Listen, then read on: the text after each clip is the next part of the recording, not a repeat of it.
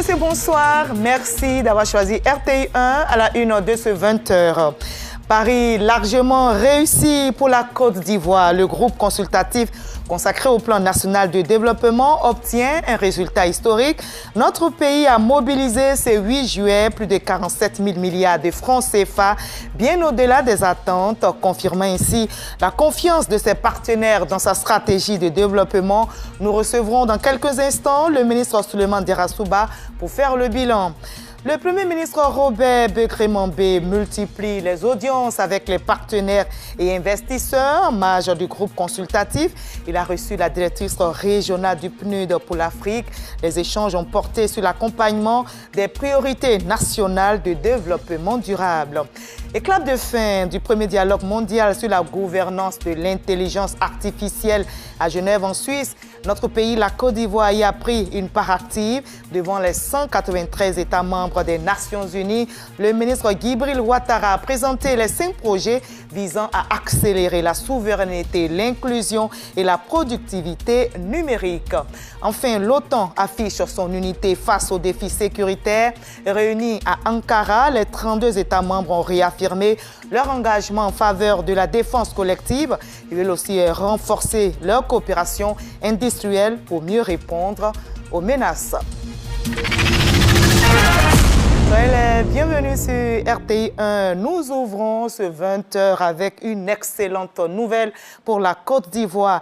À l'issue du groupe consultatif consacré au plan national de développement, notre pays a mobilisé plus de 47 000 milliards de francs CFA, un résultat historique qui dépasse largement les objectifs fixés et renforce ainsi les perspectives de financement des grands projets de notre pays. On fait le point avec Alexis Ouedraogo. 47 820 milliards de francs CFA. Le montant annoncé au terme des travaux de cette première journée du groupe consultatif est de 4 fois l'objectif initial de mobilisation. Le gouvernement ivoirien s'était fixé pour mission ce mercredi de lever 11 138 milliards de francs CFA auprès des partenaires financiers internationaux. Les annonces d'intention de financement et les engagements fermes des bailleurs de fonds auront dépassé toutes les attentes. Ces annonces représentent environ 4 fois l'objectif de mobilisation qui était de 20,3 milliards de dollars, dépassant très largement les attentes du groupe consultatif. Le succès de cette mobilisation extérieure sécurise massivement les grands chantiers publics d'infrastructure, d'agro-industrie et de développement du capital humain. Il confirme surtout la solide signature souveraine de la Côte d'Ivoire auprès des institutions multilatérales qui l'avaient déjà mentionné à la cérémonie d'ouverture. La Côte d'Ivoire n'a pas besoin que nous croyions en elle. Elle a déjà prouvé ce dont elle est capable. Ce dont la Côte d'Ivoire mérite, c'est un partenariat à la hauteur de son ambition. Nous comptons au moins multiplier par 3 les montants que nous avons mobilisés. La Côte d'Ivoire est aujourd'hui un exemple de stabilité, de réforme et de résultats. La Banque africaine de développement exprime toute sa fierté d'être associée à la mobilisation des ressources pour le financement du plan national de développement 2026-2030. Qu'il s'agisse des réformes présentées dans le PND, puisque le PND est aussi un programme de réforme, qu'il s'agisse des investissements publics, qu'il s'agisse des investissements privés, la Team Europe sera mobiliser l'ensemble de ces instruments financiers, techniques, mais aussi politiques, puisque nous sommes dans un partenariat d'abord et avant tout politique, pour accompagner la mise en œuvre du PND. Avec cette somme récoltée en une seule journée, la Côte d'Ivoire vient de signer l'un de ses plus grands succès économiques. Je voudrais saluer, au nom du président de la République, le niveau remarquable de ses engagements et me réjouir de cette forte marque d'adhésion aux priorités de développement de la Côte d'Ivoire. Ces annonces confirment aussi la qualité du partenariat que la Côte d'Ivoire entretient avec les institutions multilatérales, les partenaires bilatéraux, les institutions financières, les investisseurs privés et l'ensemble des acteurs du développement ici représentés. Le dialogue avec l'ensemble de nos partenaires sera poursuivi dans un cadre de transparence de responsabilité et de confiance mutuelle. Les travaux se poursuivront afin d'approfondir les échanges, de préciser les modalités d'accompagnement et de renforcer la mobilisation autour des projets et réformes prioritaires. Le pays que dirige Alassane Ouattara prouve que sa trajectoire inspire une confiance absolue aux géants de la finance mondiale. Le cap vers 2030 est désormais tracé, soutenu par des moyens inédits. Le défi n'est plus de séduire, mais de bâtir une grande Côte d'Ivoire. Voilà, il faut bâtir une grande Côte d'Ivoire. Le groupe consultatif consacré au plan national de développement en 2026-2030 a mobilisé, je rappelle, plus de 47 000 milliards de francs CFA. Mais quels enseignements tirer de cette mobilisation exceptionnelle? Pour en parler, nous avons sur ce plateau le ministre Souleymane Diarra-Souba, ministre du Plan et du Développement. Bonsoir, monsieur le ministre. Bonsoir, Marie-Laure. La Côte d'Ivoire espérait mobiliser un peu plus de 11 000 milliards de francs CFA. Au final, notre pays obtient plus de 47 000 milliards de francs CFA. Alors, comment expliquez-vous ce résultat que je qualifie d'historique? Je pense que c'est déjà la confiance des partenaires au développement qui viennent une fois de s'exprimer. Et ce est lié en fait au leadership du président Alassane Ouattara, qui, comme vous le savez, a une vision claire pour la Côte d'Ivoire, bâtit cette grande nation. Et puis je pense également, tout ceci est lié à notre bilan. La solidité de nos fondamentaux au niveau économique, également la crédibilité en fait de notre gouvernance au niveau macroéconomique et les perspectives que nous offrons à nos amis, à nos partenaires au développement. Voyez-vous, aujourd'hui, nous sommes dans un monde fragmenté, un monde où il y a toutes ces tensions géopolitiques, et non un monde où l'aide au développement commence à se raréfier. Et dans un tel contexte, voir des investisseurs venir de partout et se réunir autour de la Côte d'Ivoire pour mettre en place un tel niveau de financement, vous l'avez dit, cela est inédit. Notre besoin de financement était de l'ordre de 20 milliards de dollars. Et nous terminons cette journée avec des annonces de 80 milliards de dollars. C'est la première fois que cela se produit en Côte d'Ivoire. Et de là, cela montre aux Ivoiriens que nous sommes sur la bonne trajectoire et que nous devons continuer à mettre en œuvre des projets d'intérêt national, des projets qui profitent en fait à l'amélioration des conditions de vie de nos concitoyens. C'est donc une satisfaction. Oui, alors ces annonces sont une excellente nouvelle. Vous l'avez dit, c'est une satisfaction, mais quand les Ivoiriens verront-ils concrètement ces investissements se transformer en projets? En réalité, c'est vrai, il y a un écart entre les annonces et les engagements. Donc cela nécessite en fait du travail. Et donc nous allons travailler à formaliser tous les engagements pris avec chaque partenaire, à l'effet en fait de signer des conventions en bonne et due forme et d'ouvrir les chantiers prioritaires liés en fait aux principaux piliers du PND 2026 et 2030. Et deuxièmement, lorsque nous regardons en fait l'exécution du précédent PND, le précédent PND, les annonces étaient de l'ordre de 15 900 milliards de francs CFA pour un objectif de 9 600 milliards de francs CFA. Mais en termes de réalisation, lorsque nous faisons le bilan, nous notons que les engagements des bailleurs étaient de plus de 19 000 milliards, soit plus de 20% que en fait, le montant des annonces. Pour vous dire en fait, que le montant des annonces est très souvent un montant qui est un montant minima par rapport en fait, aux réalisations effectives. Et sur la base en fait, de la qualité du plan national de développement qui est soumis en fait, à l'ensemble des partenaires et qui sera exécuté, nous n'avons aucun doute en fait que ces engagements seront tenus parce que nous travaillons avec des partenaires qui connaissent bien la Côte d'Ivoire, qui savent que la Côte d'Ivoire est un pays qui respecte ses engagements et qui savent que tous les investissements qui seront financés au cours de ces prochaines années auront un impact certain, un impact concret pour l'amélioration des conditions de vie de nos concitoyens. C'est de cela qu'il s'agit. Comment mettre en œuvre des projets à impact? Comment améliorer le pouvoir d'achat de nos populations? Comment améliorer l'espérance de vie de nos populations, de passer de 62 ans à 65 ans, créer 3 millions d'emplois, etc. Donc, tous ces indicateurs font partie, en fait, des objectifs que le président Alassane Ouattara s'est fixé au terme des 5 prochaines années. Alors, le PND 2026-2030, dites-nous tout de suite, après cette forte mobilisation de ressources, quelle sera la prochaine étape? La prochaine étape, je pense que j'en ai déjà parlé, c'est déjà la formalisation de toutes ces annonces en engagement. Et quelles sont les stratégies que vous allez mettre en place justement pour que les Ivoiriens le ressentent dans leur quotidien, dans leur vie? Je vais vous rassurer, sur le PND, on a un cadre de gouvernance bien établi, avec un comité d'orientation stratégique qui est présidé par M. le vice-président de la République, un comité de pilotage par M. le Premier ministre, qui en fera le suivi et évaluation, et s'assurer en fait que tous les engagements qui sont pris soient respectés par les bailleurs, par les différentes formalisations. Et comme je l'ai indiqué, le PND, ce n'est pas une addition que d'infrastructures.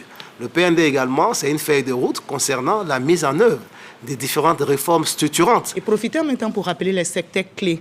Les secteurs clés au niveau du plan national de développement, les piliers déjà, je pense que les piliers, nous les connaissons, c'est la paix et la stabilité et la sécurité. Ensuite, le pilier numéro 2 porte en fait sur la modernisation de l'agriculture. Et le pilier numéro 3, c'est sur la promotion des investissements privés et la promotion des champions nationaux.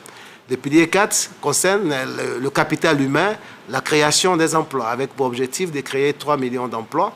Et le pilier 5 porte en fait sur la construction d'infrastructures stratégiques, des autoroutes, des trains à grande vitesse, des investissements au niveau du secteur énergétique, la transition énergétique, etc.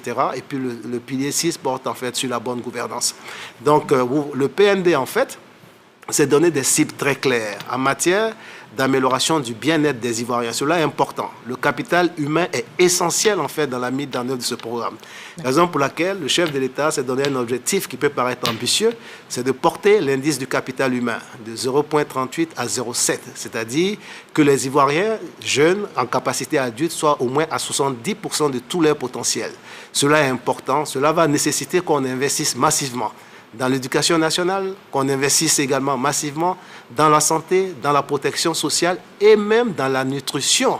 Comment assurer les 2000 premiers jours de vie des enfants? Vous savez que c'est une période qui est importante où la formation physique et cognitive des enfants laisse dessiner en fait de quel adulte nous aurons demain. D'accord. Alors pour terminer, Monsieur le ministre, quand on attend plus de 11 000 milliards de francs CFA et qu'on obtient plus de 47 000 milliards de francs CFA, j'imagine que la vie des Ivoiriens va effectivement changer. Alors regardez les téléspectateurs tout droit dans les yeux et dites-leur qu'est-ce qui va changer immédiatement dans leur vie et précisément la jeunesse ivoirienne qui vous regarde. Je voudrais dire clairement à nos populations, comme cela a été fait depuis toutes ces années. Le président Alassane Ouattara est en train de mettre en œuvre, en fait, la dernière marche de sa vision Côte d'Ivoire 2030, qui consiste à ce que notre pays, la Côte d'Ivoire, soit un pays à revenu intermédiaire de la tranche supérieure, ce qui veut dire clairement qu'on doit avoir un revenu par tête d'habitant de l'ordre de 4 500 $ à l'horizon 2030. Deuxièmement, le président Alassane Ouattara prévoit, dans le cadre de ce plan, de créer 3 millions d'emplois pour la jeunesse et également de travailler à ce que l'espérance de vie soit au-delà des 65 ans. Et ensuite, de réduire le taux de pauvreté en dessous des 20%. Cela est important, mais tout ceci se fera à travers une combinaison de stratégies sectorielles portées par les différents départements ministériels et également les démembrements de l'administration. Ce PND, en fait, consolide en fait toutes les fiches d'opportunités d'investissement, les infrastructures stratégiques à financer et également des réformes portées par l'ensemble du gouvernement. Et vous dire que ce financement qui vient d'être fait aura un effet catalytique sur le secteur privé. Et ça, il faut le rappeler. Demain, nous avons la deuxième journée avec le secteur privé qui est en charge de mobiliser environ plus de 80 000 milliards de francs CFA, 70% du PND. Derrière ces chiffres, ce sont des vies qui seront transformées. Derrière ces chiffres, c'est le bien-être des Ivoiriens qui va être amélioré. C'est de cela qu'il s'agit à travers la mise en œuvre de ce plan national de développement. Et tout ceci participe à cette vision clairement dévoilée par le président de la République pour une grande Côte d'Ivoire. Merci, Monsieur le ministre Souleymane Diarra-Souba, ministre du Plan et du Développement. Merci d'avoir répondu à nos questions. C'est moi. Convaincre pour attirer davantage d'investissements, c'était l'un des temps forts du groupe consultatif consacré au plan national de développement. Et bien, face aux investisseurs et aux partenaires financiers, le Premier ministre Robert Begré-Mambé, plusieurs membres du gouvernement ont présenté les atouts de notre pays et les opportunités offertes au secteur privé. Mama Traoré. À la question de savoir pourquoi investir en Côte d'Ivoire, il fallait donner de bonnes réponses aux investisseurs venus du monde entier. Et ce ne sont pas les arguments qui manquent. À la tribune de ce groupe consultatif pour le financement du PND, Plan national de développement 2026-2030, les membres du gouvernement ont présenté les opportunités d'investissement dans leurs domaines respectifs, à commencer par le secteur agricole, pilier de l'économie ivoirienne. Aujourd'hui, il s'agit d'attirer les jeunes dans les métiers de l'agriculture, et cela ne peut pas se faire si on ne leur donne pas les moyens pour le faire. Au-delà des moyens techniques, il y a également les moyens financiers. L'objectif est de transformer au moins 50% du cacao produit en Côte d'Ivoire, de transformer 60% de l'anacarde produite en Côte d'Ivoire. Là aussi, opportunité pour le secteur privé. Au regard des besoins d'investissement dans le secteur éducation-formation, l'État fait appel au secteur privé. Le PND 2026-2030 prévoit la construction, la réhabilitation et l'équipement d'infrastructures scolaires. Sont concernés donc des milliers de salles de classe au préscolaire et au primaire, ainsi que des centaines de collèges et de lycées. L'objectif est de doter la Côte d'Ivoire d'un capital humain capable de répondre aux défis du développement durable du pays. Pour le développement des infrastructures routières, ferroviaires, portuaires et aéroportuaires, l'État espère, à travers les partenariats publics-privés, mobiliser 38 000 milliards de francs CFA d'ici 2030. Les opportunités, c'est la possibilité de voies autoroutières en PPP, des ouvrages d'art, de PPP sur le développement du train à grande vitesse, des PPP sur le transport fluvio-lagunaire, le développement des zones industrielles et logistiques et les possibles PPP sur les aéroports. Hormis le soutien des partenaires financiers, l'accent sera également mis sur la collecte des ressources domestiques, comprenant les taxes et les impôts. Nous allons octroyer des hausses ciblées sur des taux d'imposition, notamment sur des secteurs qui sont jusqu'à présent, je dirais, non pas sous-fiscalisés, mais qui avaient un rendement qui n'était pas à la hauteur du niveau d'activité. Ça concerne par exemple les jeux d'argent, les jeux de hasard. Il y a un potentiel là que nous allons exploiter. Pour le chef du gouvernement, choisir la Côte d'Ivoire, c'est avoir à portée de main le marché sous-régional. La qualité de nos infrastructures économiques, la modernisation continue de nos réseaux de transport et d'énergie, ainsi que notre ouverture sur les marchés internationaux font de notre pays une plateforme privilégiée pour produire, transformer, exporter et investir durablement. Première économie de l'UEMOA, acteur majeur de la CEDEAO, notre pays offre aux investisseurs un accès privilégié à un marché régional en forte expansion et appelé à bénéficier pleinement de la mise en œuvre de la zone de libre-échange continentale africaine. Fort de tous ces arguments, les bailleurs de fonds se sont engagés à soutenir ce nouveau PND pour ainsi hisser la Côte d'Ivoire au rang des pays à revenus intermédiaires de la tranche supérieure d'ici 2030.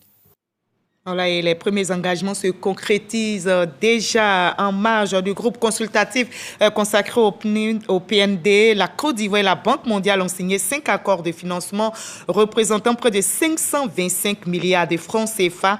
Les deux parties ont également posé les bases du futur plan directeur gazier, un projet stratégique pour accompagner le développement énergétique de notre pays. Et les échanges se poursuivent autour du développement de la Côte d'Ivoire. En marge du groupe consultatif, le Premier ministre Robert Begré-Mambé poursuit ses rencontres avec les partenaires. Il a reçu, comme vous le voyez sur ces images, la directrice régionale du PNUD pour l'Afrique. Au cœur des échanges, le renforcement de la coopération pour accompagner les priorités nationales du développement durable. Je vous propose un extrait de l'intervention de la directrice régionale du PNUD pour l'Afrique à l'issue de cette rencontre. Ce plan marque le commencement pour un nouveau développement pour la Côte d'Ivoire. Et il y a trois points clés qui sont l'économie circulaire, l'économie orange et aussi l'économie de connaissance. Il était très important que ce plan soit tenu par une gouvernance bien fondée et que c'est ça qui assure le succès du plan national de développement. Et aussi, c'est très important qu'il y ait un volet sur le climat et la protection de l'environnement. J'ai tenu à souligner le soutien du PNUD que le PNUD est prêt à apporter au pays à travers le soutien aux femmes et à la jeune génération pour ces objectifs de développement très ambitieux. La Côte d'Ivoire, notre pays, continue aussi de défendre sa vision du numérique et sur la scène internationale. À Genève, en Suisse, le premier dialogue mondial sur la gouvernance de l'intelligence artificielle a refermé ses portes. À cette occasion, le ministre Djibril Ouattara a présenté devant les 193 États membres des Nations Unies les 5 projets engagés par notre pays pour faire du numérique un levier de souveraineté, d'inclusion et de croissance, nous rapporte notre envoyé spécial, Jamayaki. Aucun pays ne peut gouverner l'intelligence artificielle à lui seul. Au regard de ce principe, l'Organisation des Nations Unies invite ses 193 États membres à la responsabilité et au partage des solutions afin de bénéficier des avantages de l'IA. À l'occasion de la clôture du dialogue mondial à Genève, la République de Côte d'Ivoire, au travers du ministre Djibril Ouattara, présente sa feuille de route pour une intelligence artificielle et inclusive. Avec 117% de pénétration en abonnement Internet et 60 millions d'abonnements mobiles, les défis de connectivité, de compétences et de données IA sont à relever dans le pays. Pour la Côte d'Ivoire, la réponse est claire. L'intelligence artificielle ne doit pas être le privilège de quelques économies ou plateformes. Elle doit être un levier de progrès partagé avec éthique. Consciente de ces enjeux, la Côte d'Ivoire a engagé, sous l'impulsion du président Ouattara, une transformation numérique portée par le ministère de la Transition numérique et de l'innovation technologique. Une dimension importante de notre démarche est donc la réglementation qui protégera les usagers en ne se fermant pas à l'innovation.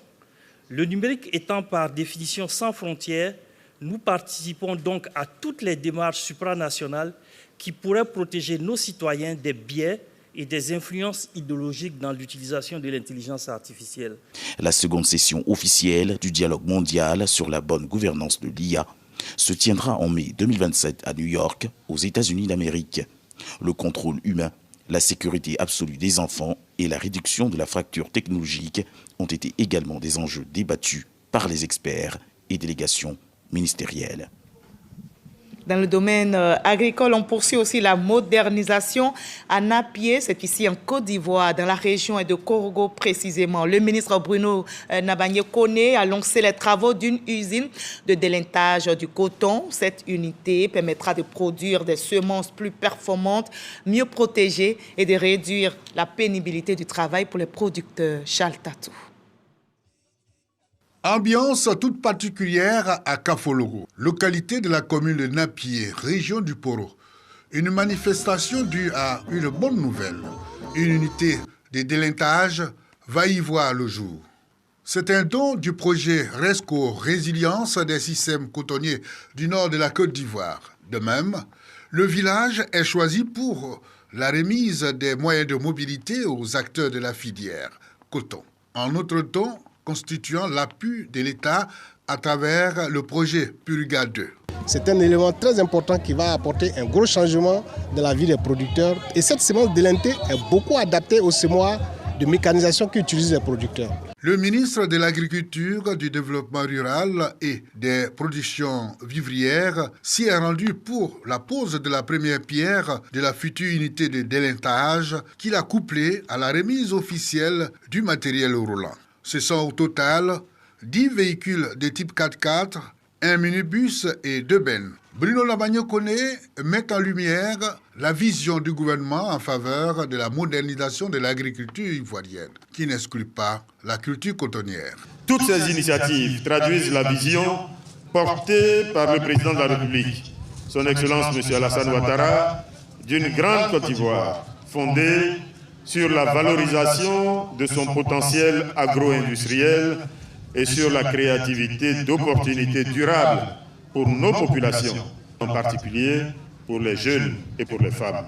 La future usine de délintage et les moyens de mobilité permettront aux producteurs d'améliorer la qualité de leurs semences et de réduire la pénibilité de leur travail.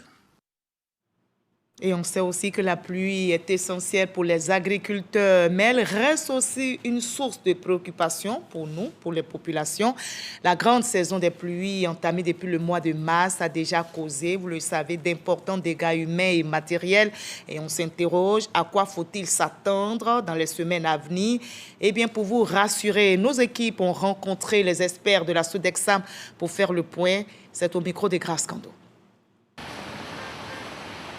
La grande saison des pluies 2026 a démarré depuis fin mars, est prévue s'achever fin juillet, selon les prévisions de la Société d'exploitation et de développement aéroportuaire, aéronautique et météorologique, Sodexam. Nous avons traversé la période de pic de précipitations qui est le mois de juin. La grande saison des pluies dans la partie sud du pays prendra fin à la fin du mois de juillet. Mais il faut dire que nous avons 2 saisons des pluies au sud et une saison dans le nord. Donc la saison des pluies dans le nord a débuté depuis le début du mois de juillet et elle va prendre fin au mois de septembre. En termes de millimètres de pluie enregistrés, de mars à juillet, la Sodexam se veut précise. Cette saison des pluies qui a intéressé le sud du pays a été exceptionnelle cette année. Dans la nuit du 28 au 29, on a enregistré 450 mm de pluie en 24 heures, qui est un record. Or, l'année passée, on avait enregistré 313 mm de pluie en 24 heures. Depuis le début de la grande saison des pluies jusqu'à juillet, on a enregistré 1469,3 mm de pluie.